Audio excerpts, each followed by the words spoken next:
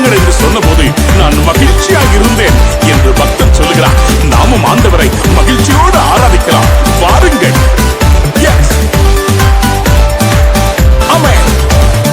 ஆலயம் செல்லுவதே அது மகிழ்ச்சியை தந்திடுதே. ஆலயம் செல்லுவதே அது மகிழ்ச்சியை தந்திடுதே. என் சபையுடனே உம்மை துதித்திடவே கிருபையும் கிடைத்திட்டதே. என் சபையுடனே உம்மை துதித்திடவே கிருபையும் கிடைத்திட்டதே. Come on everybody. ஆராதிக்க வந்தோம், அங்கு கூட வந்தோம், யெகோவா தேவனையே.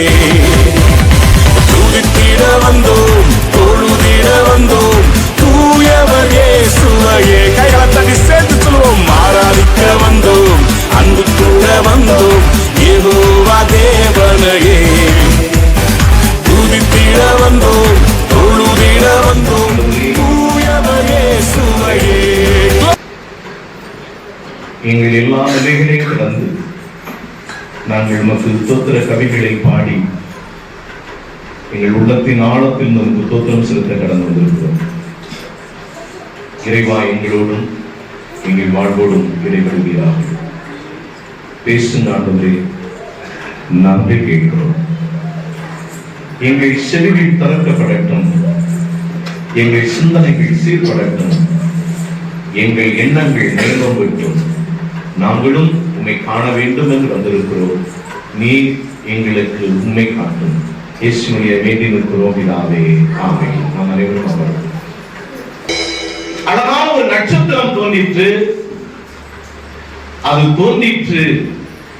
அந்த நட்சத்திரம் தோன்றி இயேசு பாலகன் பிறந்த இடமான பெத்லகேம் வரைக்கும் போய் அங்கே நின்றது.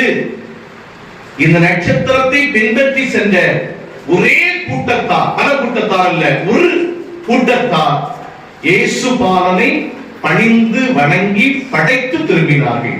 இதுதான் மத்தேயு நற்செய்தி நூலிலே 2ஆம் அதிகாரம் அழகாய் வாசிக்க கேட்ட 1 to 10 வசனங்கள் வரைக்கும் அடங்கிய ஒரு நிகழ்வு. இந்த நிகழ்வை நான் உற்று கவனிக்கின்ற பொழுது இந்த மத்தேயு நற்செய்தி நூலிலே 2ஆம் அதிகாரம் அங்கே 1ஆம் வசனத்திலே நாம் என்ன வாசிக்கிறோம்? ஏரோது ராஜாவின் நாட்களில் யூதேயாவில் உள்ள பெத்லகேமிலே இயேசு பிறந்த பொழுது என்று வாசிக்கிறோம். பொதுவா நம்ம ஊர்ல ஒரு பழமொழி சொல்லுவாங்க, சரியா? அம்மாவாசைக்கும் அபூபக்கருக்கும் சம்பந்தம். ஆண்டவராகிய இயேசு கிறிஸ்து பிறந்த இந்த யூதேயா தேசம் பெத்லகேம் தேசத்திற்கும் ஆண்டு கொண்டிருந்த ஏரோதுக்கும் சம்பந்தம் கிடையாது. வரலாற்று ஆய்வுகளை புரட்டி படிக்கின்ற பொழுது யார் இந்த ஏரோதியர்கள் என்று படிப்பீர்களேயானால், நீங்கள் வேதத்தினுடைய ஆய்வுகளை உற்று கவனிக்கின்ற பொழுது இவர்கள் ஏசா பரம்பரையை சார்ந்தவர்கள். இவர்களுடைய ஏசா பாரம்பரியத்தை சார்ந்த பரம்பரையை சார்ந்தவர்கள் ஏதோமியர்கள் என்று அழைக்கப்பட்டார்கள். இஸ்ரவேலர்கள் 40 ஆண்டுகள் பயணத்தை தொடர்ந்து கானானை சுதந்திரிக்கின்ற பொழுது இடையூறாக நின்ற சேயீர் என்ற இடத்தில் வாழ்ந்த இந்த ஏதோமியர்கள் இஸ்ரவேலர்களை எதிர்த்து யுத்தம் செய்தார்கள். உபதியாவிலே சொல்லப்பட்டிருக்கிற தீர்க்க தரிசனங்கள்படி ஆண்டவர் ஏதோமியர்களை அழித்தார். இஸ்ரவேல் மக்களோடு அவரால் யுத்தம் செய்ய முடியவில்லை. ஆனால் ஒரு சில கூட்டத்தார், வசதி படைத்தவர்கள், பணம் படைத்தவர்கள், இந்த சேயீர் பட்டணத்திலிருந்து வெளியே வந்து சமக்கடல் வழியாக அவர்கள் கடந்து வந்து அவர்கள் இந்த யூதேயா தேசத்திலே இஸ்ரவேல் மக்களிடத்திலே கெஞ்சினார்கள். நாங்கள் சிறிய கூட்டத்தார், நாங்கள் உயிர் பிழைத்த அகதிகளாய் வந்திருக்கிறோம், எங்களுக்கு கொஞ்சம் அடைக்கலம் விடுங்கள் என்று சொன்னார். இவர்கள் அதை பெருசாக ஏத்துக்கல. ரொம்ப ரிலாக்ஸா அதுக்கெல்லாம் நீ உட்கார்ந்துட்டு போங்க அப்படின்னு இந்த கூட்டத்துக்கு இடம் கொடுத்துட்டாங்க. இவர்கள் அப்படி கடந்து போன பொழுது, இடம் கொடுத்து கால பொழுதில் வருகிற பொழுது இந்த சூழ்நிலை இப்படி இருக்க, அங்கே தேசம் முழுவதையும் ரோம சாம்ராஜ்யம் தன்னுடைய ஆளுகைக்குள் கொண்டு வருகிற அரசியல் புரட்சி நடந்து கொண்டிருக்கிறது. எல்லா தேசங்களையும் யுத்தம் செய்து தன்னுடைய ஆளுகைக்குள் கொண்டு வந்து விட்டார்கள். அவர்களுக்கு ஒரு ஆசை, இந்த இஸ்ரவேலர்களையும் அடிமைப்படுத்தி விட வேண்டும் என்பது ஆவல் அவர்களுக்கு வந்தது. அப்படி வந்த பொழுது நடந்து என்ன தெரியுமா? ரோம பேரரசு ஒரு அழகான வாய்ப்புகளை ஏற்படுத்தி கொண்டு இஸ்ரவேலை ஆள்வதற்கு ராஜாக்களை தேடின பொழுது இந்த கயவர்களும் எத்தெத்து வாழுகிற இந்த யோதோமியர்கள் போய் சொன்னார்கள், நாங்கள் இஸ்ரவேல் கோத்திரத்தை சார்ந்தவர்கள் அல்ல, நாங்கள் யோதோமியர்கள், எங்களுக்கும் இவர்களுக்கும் ஆகாது, அதனால எங்களுக்கு அந்த வாய்ப்பை தந்தால் நாங்கள் இந்த இஸ்ரவேல் மக்களிடத்திலிருந்து வரி வசூல் பண்ணி உங்களுக்கு கப்பம் கட்டுகிற அந்த அதிகாரத்தை எங்களுக்கு தாருங்கள், எங்களை ராஜாவாக்குங்கள் என்று கேட்டார்கள். பெரும் கூட்டத்தை சிறிய கூட்டம் ஆளுகை செய்வது. எப்படி இலங்கையிலே தமிழர் பிரச்சனை போல இந்த கூட்டம் என்று ஆளுகை செய்ய வந்தது. அப்பொழுது ரோம பேரரசு தான் இப்படிப்பட்ட ஏரோதுகளை ஆட்சி பொறுப்பிலே வைத்தார்கள். இவர்களுக்கும் சம்பந்தம் இல்லை. ஆகவேதான் வேதம் சொல்லுகிறது, இந்த ஏரோதுவினுடைய நாட்களில் இல்லையா, யூதேயாவில் உள்ள பெத்லகேமிலே கிழக்கிலே ஒரு நட்சத்திரம் என்ன செய்தது, உண்டாயிற்று என்று வாசிக்கிறோம். இப்படிப்பட்ட வரலாற்று சூழ்நிலைகள் நிறைந்த மத்தியிலே ஏரோதுடைய குணாதிசயத்தை எடுத்து தொடர்ந்து நான் படித்துக் கொண்டிருந்த பொழுது அவன் பயங்கரமான எத்தன், பதவி ஆசை பிடித்த வெறியன்.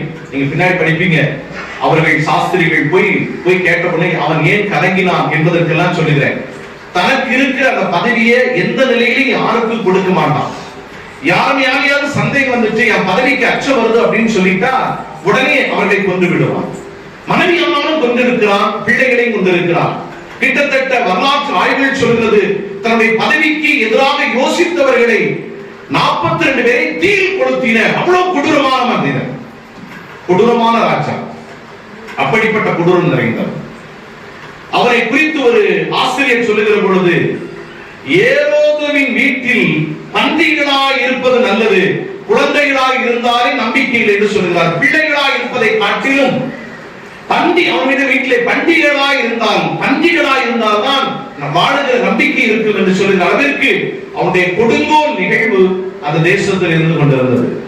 அப்படிப்பட்ட காலகட்டத்தில் தன்னை காட்டிலும் இன்னொரு ராஜாவை எந்த நிலையிலும் தன் சொந்த பிள்ளைகளை கூட கொலை செய்திருக்கிறார், மனைவியை கொலை செய்திருக்கிறார். தன்னுடைய பதவியை எந்த நிலையிலும் விட்டுக் கொடுக்காமல் அவன் யூதேயாவிலே ராஜாவாய் உலா வந்து கொண்டிருந்த பொழுது அங்கே ஒரு நட்சத்திரம் பிறந்து அவனை ஒரு அசைவுக்குள்ளாய் நடத்தின பொழுது அவர்கள் நிகழ்வுதான் இந்த மத்தியிலே சொல்லப்பட்டிருக்கிற நிகழ்வு. என கேட்கிற அன்புக்குரியவர்களே, ஒரு நாள் திடீரென்று சொல்லி கிழக்கிலே ஒரு நட்சத்திரம் தோன்றிற்று. சரியா? தோன்றிற்று. இந்த நட்சத்திரத்தை குறித்த ஆய்வுகள் உள்ள பைபிள்ல வான சாஸ்திரிகள் என்று சொல்லப்பட்டிருக்கிறது. அறிஞர்கள் இதை குறித்து பார்க்கிறார்கள். இவ்வளவு நாள் இந்த நட்சத்திரத்தை நம்ம கண்களுக்கு தெரியல, இந்த நட்சத்திரம் ரொம்ப வித்தியாசமா இருக்குதே அப்படின்னு நினைச்சிட்டு அதை குறித்து யோசித்துக் கொண்டிருக்கிற பொழுது அந்த நட்சத்திரம் கொஞ்சம் கொஞ்சமாய் மூவ் ஆகி, சரிங்களா, அது புறப்பட ஆரம்பித்தது. இது என்னதான் நட்சத்திரம் என்று இவர்கள் நடந்து நீங்க நம்ம கிறிஸ்துமஸ் டிராமா எல்லாம் போட்டோம்னா டக்குன்னு யோசிப்பு இருப்பாரு, டக்குன்னு மரியா இருப்பாங்க, டக்குன்னு ஒரு குழந்தை இருக்கும், உடனே 3 பேர் மேய்ப்பர்களா வருவாங்க, 3 பேர் சாஸ்திரிகளா வருவாங்க அப்படின்னு உடனே பார்த்தோம். ஆனா அந்த சாஸ்திரிகள் அன்று வரவில்லை, அவர்கள் வருவதற்கு 2 ஆண்டுகள் ஆகியிருக்கிறது. 2 years. சரிங்களா? அது இருக்கட்டும். இவர்கள் வந்தார்கள், அங்கே நின்றார்கள், அங்கே அவர்கள் பணிந்து கடந்து போனார்கள். இதுதான் நிகழ்வு. இதை கேட்கிற அன்புக்குரியவர்களே, இந்த சுருக்கமான அந்த நிகழ்வில் இருந்து இந்த நட்சத்திரம் எனக்கும் உங்களுக்கும் இந்த காலை பொழுது கற்றுத்தருகிற ஒரு ஆழமான பாடம் என்னவென்றால், இதை கேட்கிற வித்தியாசமான ஒரு அனுபவத்தை இந்த பகுதியில் நாம் கற்றுக்கொள்ள ஆண்டவர் நமக்கு கிருபை செய்யட்டும். இந்த நட்சத்திரத்தின் நேர்மையை படிக்கின்ற பொழுது அது ஒரு அதிசய நட்சத்திரம் என்று பாடல் இருக்கிறது. அது அரசனுடைய அளவை பெற்ற நட்சத்திரம், கிழக்கிலிருந்து மேற்கு நோக்கி செல்கின்ற நட்சத்திரம், வான சாஸ்திரிகளை அழைத்து சென்ற நட்சத்திரம், எல்லாவற்றிற்கு மேலாக தங்களை உயர்குலத்தவர்கள் என்று சொன்ன மக்களை கூட ஒரு அதிர்ச்சிக்குள்ளாக நடத்தின நட்சத்திரம். நாங்கள் தான் ஞானத்தில் உயர்ந்தவர்கள் என்று நினைத்தார்களோ அவர்களையே அதிர வைத்தது இந்த நட்சத்திரம். அந்த நட்சத்திரத்தை குறித்து நான் உங்களோடு சில கருத்துக்களை சொல்லி கடந்து போக வேண்டும் என்று விரும்புகிறேன். சரியா? மத்தேயு 2ஆம் அதிகாரத்தை திருப்பி வைத்துக் கொள்கிறேன். நட்சத்திரத்திற்கு நான் கொடுக்கிற முதல் பெயர் என்னவென்றால் வழிகாட்டிய நட்சத்திரம். சரி, விஷயத்துக்கு வருவோம். வழிகாட்டி நட்சத்திரம். சரியா? வழிகாட்டி நட்சத்திரம் அதாவது இயேசு கிறிஸ்து பெத்லகேமிலே பிறந்தார் என்பதை இந்த வான சாஸ்திரிகளுக்கு அறிந்த உடனே அவர்கள் பெத்லகேம் நோக்கி செல்வதற்கு இந்த நட்சத்திரம் வழிகாட்டினது. சரியா? நம்ம கிறிஸ்டியன், அது quarter Christian, half Christian, full Christian எனக்கு தெரியாது. கிறிஸ்டியன். சரியா? நாம் எத்தனை, சுருக்கமா சொல்லிட்டு போயிடுறேன், நாம் எத்தனை மக்களை, அறியாத மக்களை, புரியாத மக்களை கிறிஸ்துவுக்கு வழிகாட்டி இருக்கிறோம் அப்படின்னு நமக்கு தெரியுமா தெரியாது. நட்சத்திரம் எனக்கு சொல்லுகிற பாடம், அது கிறிஸ்துவை இருக்கிறதுக்கு வானசாஸ்திரிகளை வழிகாட்டி சென்ற. சரியா? வழிகாட்டுகிற நட்சத்திரம். இரண்டாவதாக, சுருக்கமா சொல்லி போயிரு, இரண்டாவதாக இந்த நட்சத்திரம் என்ன, எப்படிப்பட்ட நட்சத்திரம் என்றால், ஃபர்ஸ்ட் நட்சத்திரம் கைடிங் ஸ்டார், இரண்டாவது நட்சத்திரம் வழி தவறாத நட்சத்திரம். இந்த நட்சத்திரத்துடைய தன்மையை உங்களுக்கு சொல்கிறேன். வழி தவறாத நட்சத்திரம், அன்ஃபெயிலிங் ஸ்டார். அதாவது என்ன நோக்கத்திற்காக இந்த நட்சத்திரம் தோன்றினதோ அந்த நோக்கத்தையும் அந்த திட்டத்தையும் நிறைவேற்றுவதற்கு சரியான பாதையிலே, சரியான நேரத்திலே, சரியான நபர்களை சரியான இடத்திற்கு அழைத்து சென்றார். ஆமென். சொல்லுங்க. வழி தவறாத நட்சத்திரம். வழி தவறு. நம்ம ஒரு மனிதனை கடவுளுக்குள்ளாய் நடத்துவதற்கு முன்னாடி போறவங்க சரியான எண்ணமும் சரியான நேர்கோட்டில சரியான சூழ்நிலைகள் இருந்தாதான் நம்மளும் கிறிஸ்துவுக்குள்ள ஒருத்தரை வழி தராமல் என்ன செய்ய முடியும், நடத்த முடியும். பைபிள்ல சொல்லுது இல்லையா, பார்வையற்ற ஒருவர் இன்னொருவனுக்கு வழிகாட்டுவது எப்படி. சரியா? அதனால வழி தவறாத நட்சத்திரம். நம்மளுக்கு தேவன் எனக்கு கொடுக்கப்பட்டிருக்கிற இந்த கிறிஸ்துவ வாழ்க்கையில நாமும் அநேக மக்களை வழி தவறாதபடி தேவனின் கொடுக்கப்பட்ட அந்த பொறுப்பை, அந்த ஊழியத்தை, அந்த அழைப்பை நிறைவேற்றுவதற்கு நீங்களும் நானும் அழைக்கப்பட்டிருக்கிறீர்கள். ஆகவே இரண்டாவது ஸ்டார் எப்படிப்பட்டது என்றால் அன்ஃபெயிலிங் ஸ்டார். வழி தவறாத நட்சத்திரம். ஃபர்ஸ்ட் ஸ்டார் கைடிங் ஸ்டார், இல்லையா, வழிகாட்டி நட்சத்திரம். இரண்டாவது வழி தவறாத நட்சத்திரம். மூன்றாவது நட்சத்திரம், இந்த நட்சத்திரத்துடைய தன்மை என்னவென்றால், மூன்றாவது நட்சத்திரம் அக்கம்பெனிங் ஸ்டார். அப்படின்னா வழி துணை நட்சத்திரம். இந்த நிறைய டிராவல் எல்லாம் போகும்போது பேர் போட்டு துணை போட்டிருப்பாங்களா இல்லையா, வழி துணை நட்சத்திரம். அப்படின்னா இந்த சாஸ்திரிகள் இருந்தாங்க இல்லையா, இவர்கள் 2 ஆண்டுகள் பயணம் செய்திருக்கிறார்கள். காடுகள் வழியாக, மலைகள் வழியாக, குன்றுகள் வழியாக, கஷ்டம் நஷ்டம் எல்லாம் பட்டு இந்த நட்சத்திரத்தை ஃபாலோ பண்ணி போனாங்க. இந்த 2 ஆண்டுகளும் இந்த நட்சத்திரம் தான் இவங்களுக்கு துணையா இருந்தது. சரியா? என்ன புரிஞ்சுக்கிட்டா சரி. இந்த நட்சத்திரம் 2 years இந்த நட்சத்திரம் தான் அவங்களுக்கு துணையா இருந்தது. அவர்கள் பள்ளங்களில் நின்றாலும் நட்சத்திரம் இருந்தது, மேடுகளில் நின்ற பொழுதும் நட்சத்திரம் இருந்தது, அவர்கள் துன்பங்களிலே தவிழ்ந்த பொழுதும் அந்த நட்சத்திரம் அவர்களுக்கு துணையாக நின்றது. ஏனென்றால் கிட்டத்தட்ட 2 ஆண்டுகள் எப்படி என்று சொல்லப்படுகிறது என்றால், இயேசு பிறந்த பொழுது இந்த சாஸ்திரிகள் ஏதோ ஒரு இடத்துல போய் சொன்ன பொழுது அவன் 2 வயதிற்கு உட்பட்ட பிள்ளைகளை கொலை செய்ய கட்டளை இடுகிறார். அப்ப அவன் அறிந்து கொள்வதற்கு ஏற்பட்ட காலம் இல்லையா, யூதேயா தேசத்திலே ஒரு ராஜா பிறப்பார் பிறந்தார் என்ற செய்தி அறிந்து கொள்வதற்கு அவனுக்கு 2 ஆண்டுகள் தேவைப்பட்டது. ஆகவே அந்த 2 ஆண்டுக்குள்ளா எந்த ஆண்மகன் எல்லாம் பிறந்திருப்பானோ அவனை கொலை செய்வதற்கு கட்டளையிட்டவன் தான் இந்த ஏரோது என்ற கொடியவன். ஆகவே ஆய்வுகள் சொல்லுகிறது 2 ஆண்டுகள் அவர்கள் என்ன செய்திருக்கிறார்கள், பயணித்து சென்றிருக்கிறார்கள். என கேட்கிற என் அன்புக்குரியவர்களே, அந்த அதே மட்டும் இல்லாமல் இந்த 2 ஆண்டுகள் என்ற ஆய்வுக்கு இன்னொரு வசனத்தை உங்களுக்கு கோடிட்டு காட்டுகிறேன். 11ஆம் வசனத்துல, மத்தேயு 2ஆம் அதிகாரம் 11ஆம் வசனத்துல நம்ம எல்லாரும் என்ன பைபிள்ல படிச்சிருக்கிறோம்? சரியா சொல்லலாம், நல்லா இருக்கீங்க. புல்லணையில் அப்படின்னு படிச்சிருக்கிறோம், அல்லது முன்னணையில் அப்படின்னு படிச்சிருக்கிறோம். சரிங்களா? ஆனால் இங்க என்ன சொல்லப்பட்டிருக்கிறது? 11ஆம் வசனத்துல அவர்கள் அந்த வீட்டிற்குள் பிரவேசித்த பொழுது, அப்ப குழந்தை எங்க இல்ல, மாட்டுத் தொழுவம் இல்ல, ஒரு வீட்டுக்குள்ள வந்துச்சு. புரியுதா உங்களுக்கு சொல்றது? கிட்டத்தட்ட 2 ஆண்டுகள் அவர்கள் பயணம் செய்வது அந்த குழந்தை வீட்டுக்குள்ள வளருகிற குழந்தையாக மாற்றம் பெற்றிருக்கிறது. ஆகவே என்னை கேட்கிற அன்புக்குரியவர்களே, இந்த 2 ஆண்டுகள் அவர்களுக்கு துணையாக அந்த நட்சத்திரம் இருந்தது. வேதம் சொல்லுகிறது அந்த நட்சத்திரம் அவர்களுக்கு துணையாகவே நின்றது. சரியா? ஃபர்ஸ்ட் நட்சத்திரம் வழிகாட்டிய நட்சத்திரம், 2வது நட்சத்திரம் வழி தவறாத நட்சத்திரம், 3வது நட்சத்திரம் வழி துணை நட்சத்திரம், பாதுகாப்பு தருகிற நட்சத்திரம், பாதுகாப்பாக கொண்டு போன நட்சத்திரம். சரிங்களா? என்னை கேட்கிற அன்புக்குரியவர்களே, ஒருவரை கிறிஸ்துவுக்குள் கொண்டு வருவதற்காகத்தான் நீங்கள் அழைக்கப்பட்டிருக்கிறீர்கள். இந்த பணியை நீங்க செய்தே ஆக வேண்டும். ஏனென்றால் நீங்களே அந்த நட்சத்திரம் என்று ஆண்டவர் சொன்னார். அப்ப நம்மை ஆண்டவர் நட்சத்திரமாக பார்க்கிறார். நம்மளுடைய பொறுப்பு நமக்கு கொடுக்கப்பட்டிருக்கிறது. கஷ்டம் சுமைகள் உண்டு. நம்ம வீட்டுல 4 அணம் இருக்கிற ஆளு ஒண்ணா இருக்குதா?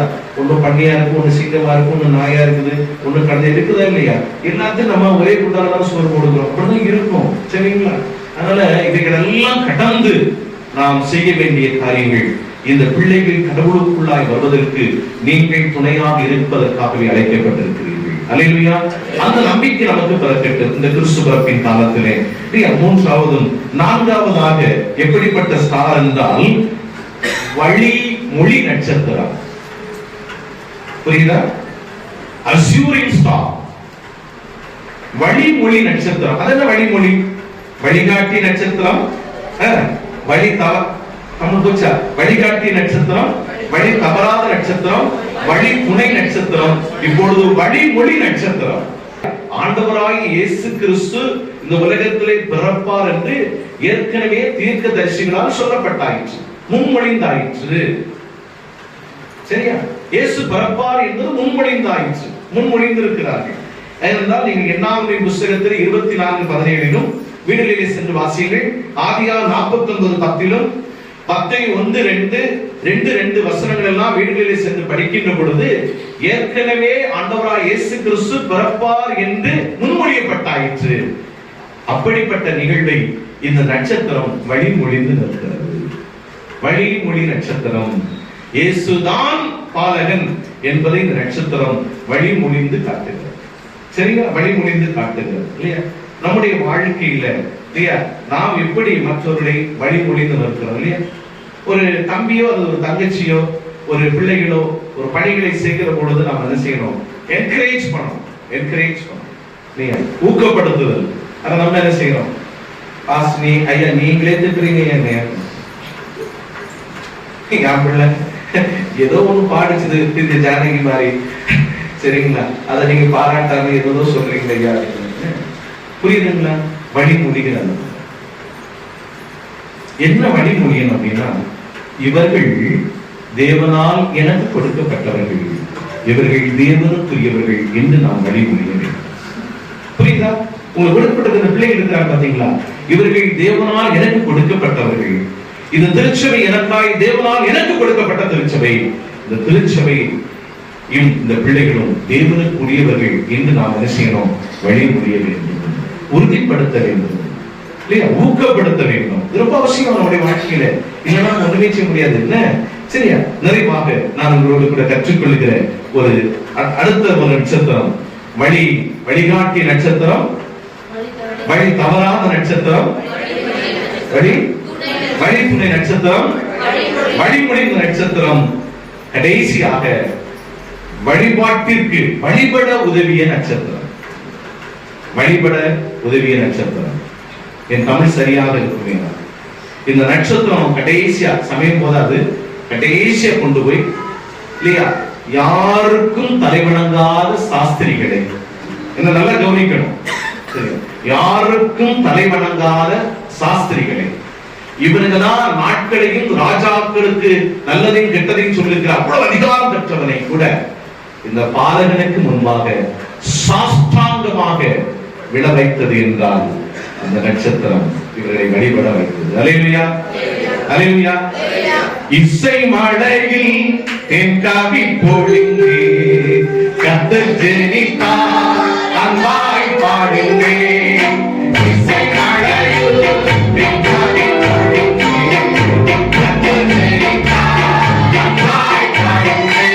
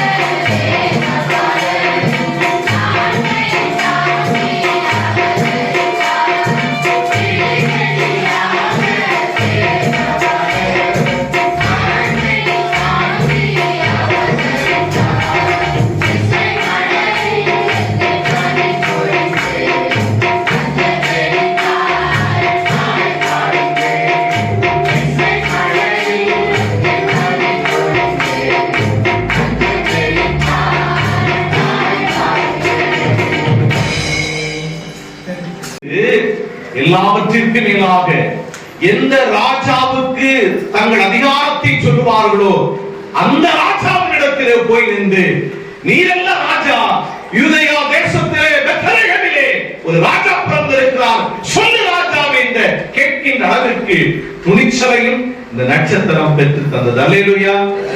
தம்பி தங்கச்சி, தாய் தந்தையரே, என் தமைக்கையரே, என் அன்புக்குரியவர்களே, என் உறவின் திருச்சபை மக்களே, நம்ம கொஞ்சம் கூட கடவுளுக்கு அசைய மாட்டோம் அப்படின்னு நம்ம நினைச்சோம்னா, ஜீசஸ் ஒரு ஸ்டார் கதை முடிச்சு.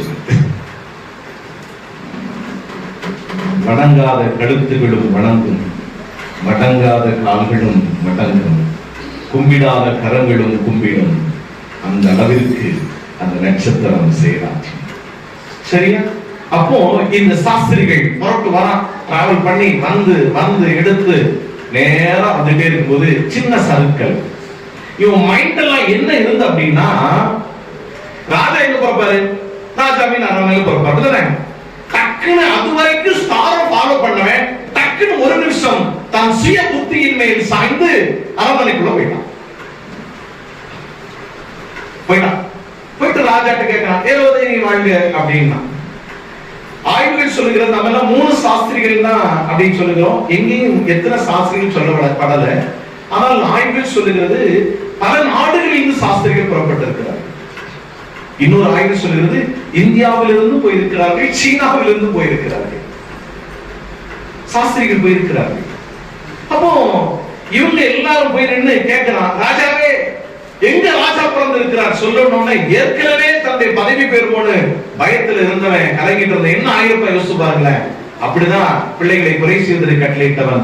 இவங்க போய் கேட்டாங்க, இங்க அப்படி ஒன்றும் பறக்கப்படவில்லை, நீங்கள் போய் தேடி வந்து சொல்லுங்கள் என்றால் அது வேற வரலாறு.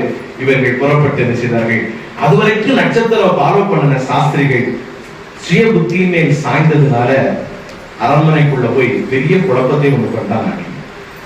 தம்பி புரியுதா, தங்கச்சி புரியுதா? நீ நல்லா வர, அழகா புறப்பட்டு வர, சர்ச்சை போகணும்னு தான் வர. சில நேரங்களில சில சூழ்நிலைகளில டெய்லி ஒழுங்கா சர்ச்சை போய் ஜோம் நினைக்கிற, உன்னுடைய குடும்பத்தில் இருக்கிற சூழல்கள், உன்னுடைய சுயம் சார்ந்த சூழல்கள், உன் நட்பு வட்டாரங்கள், சரியா இல்லையா? சில நட்பு வட்டாரங்கள் கன்று கூட சேர்கிறது மாதிரி இருக்கும், சில நட்பு வட்டாரங்கள் பன்றி கூட சேர்கிறது மாதிரி இருக்கும். அது நமக்கு புரியும், சரிங்களா? வட்டாரங்கள் சில நேரங்களில இயேசு பாலனை காண முடியாதபடி நம்ம சில சரக்குகளுக்குள்ள செய்து நடக்குது. ஒருவேளை கிரவுண்டா இருக்கலாம், இல்ல ஃப்ரெண்டு கொடுக்கிற ட்ரீட்டா இருக்கலாம், சொல்ற புரியுதா? ஏதோ ஒண்ணு இருக்கலாம். ஆனா ஏதோ ஒண்ணு நம்மள தவறா நடந்தது. ஆனால் அதனால கலக்கம் நமக்கு தான் கலக்கமே தவிர இயேசுவுக்கு கலக்கம் இல்லை. இப்ப என்ன நடந்தது பாருங்க. இவங்க போயிட்டு வெளியில வந்துட்டாங்க. திரும்ப யோசித்தான், இது வேலைக்கு ஆகாது, ராஜா இங்க பிறக்கலையா அப்படின்னு திரும்ப பார்த்தான். திரும்பவும் ஸ்டார், அந்த ஸ்டார் வெயிட் பண்ணி திரும்பவும் இவங்களை டிராவல் பண்ண வைக்குது. அழகா அந்த வீட்டிற்குள் போய் நின்றது. அவர்கள் உள்ளே போய் விழுந்து பணிந்தார்கள். சரியா? பணிகின்ற பொழுது 3 கொடுத்தார்கள். சுருக்கமாய் நிறைவு செய்கிறேன். 3 கொடுத்தார்கள். ஒன்று என்ன கொடுத்தாங்களா? தங்கத்தை கொடுத்தார்கள், பொண்ணு கொடுத்தாங்க. இரண்டாவது என்ன கொடுத்தார்கள்? தூப வர்க்கத்தை கொடுத்தார்கள். மூன்றாவது வெள்ளை கோலத்தை கொடுத்தார்கள். சரியா? ஏன் இதை இயேசுவுக்கு கொடுத்தார்கள் என்றால் அதுல ஒரு பெரிய கேள்வி இருக்கிறது. பொதுவாக ராஜாக்களை பார்க்கிற பொழுது ராஜரீகத்திற்கு அடையாளமாக தங்கத்தை கொடுப்பார்கள், பொன்னை கொடுப்பார்கள். அப்போ இயேசு பாலகன் பிறந்ததை இந்த சமுதாயத்திற்கு அவர்கள் கொடுத்த காணிக்கை மூலமாக நீரே நிரந்தர ராஜா என்ற அடையாளத்திற்கு பொன்னை கொடுத்தார்கள். ராஜாவின் அடையாளத்திற்காக பொன்னை கொடுத்தார்கள். சரியா? சமயங்கள் போது அது பெரிய சத்தியம். சுருக்கமாய் பண்டிகைக்குள்ள போவோம். இரண்டாவதாக அவர்கள் தூப வர்க்கத்தை கொடுத்தார்கள். தூப வர்க்கத்தை எதற்கு கொடுத்தார்கள் என்றால், ஒரு ஆசாரியனுக்கு கொடுக்கிற பரிசு என்னவென்றால் தூப வர்க்கம். ஏனென்றால் அவர் அதை பலிபீடத்தில் பயன்படுத்துவதற்கும் பரிசுத்தும் போது பயன்படுத்துவதற்கும் தூப வர்க்கத்தை கொடுப்பார்கள்.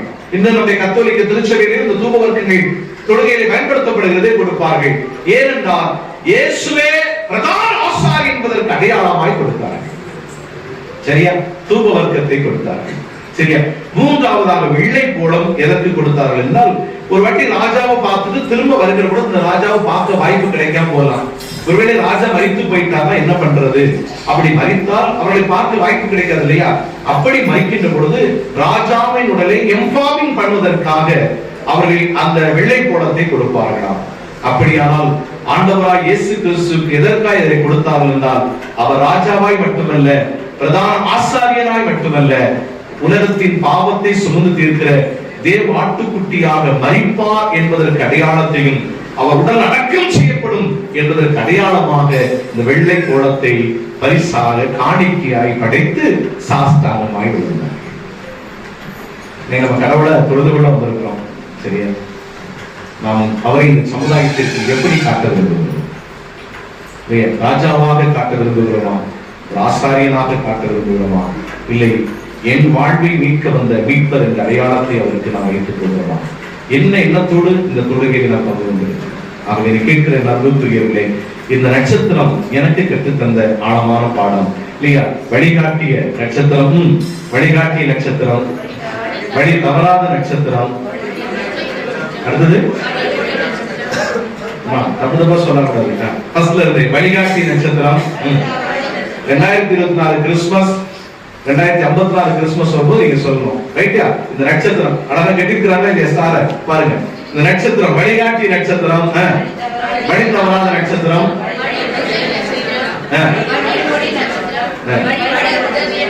வழிபட உதவிய நட்சத்திரம் இல்லையா? பைபிள்ல இல்லையா? இந்த நட்சத்திரத்துக்கு பேர் என்ன தெரியுமாங்க? சரியா? என்னமா இந்த நட்சத்திரம் என்ன பேரா பைபிள் இருக்குது? சொல்லுங்க, பைபிள் இல்லையா? மத்தேயு 2ஆம் அதிகாரம் 2வது வசனம்.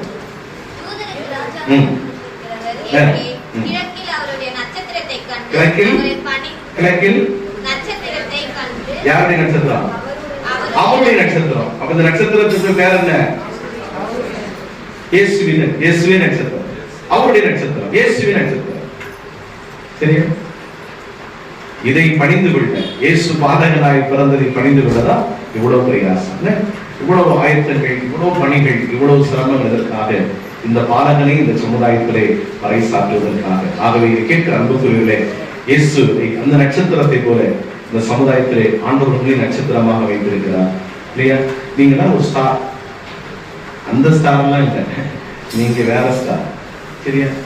இந்த ஸ்டாருக்கு எல்லாம் போயிருந்தோம் அப்படின்னா நம்ம சாக்கடையில போயிடுவோம் இல்லையா? இந்த ஸ்டாரை ஃபாலோ பண்ணணும்னா, இந்த ஸ்டாரை ஃபாலோ பண்ணணும்னா நீ எல்லாம் லைஃப்ல ஸ்டார் ஆயிடும்.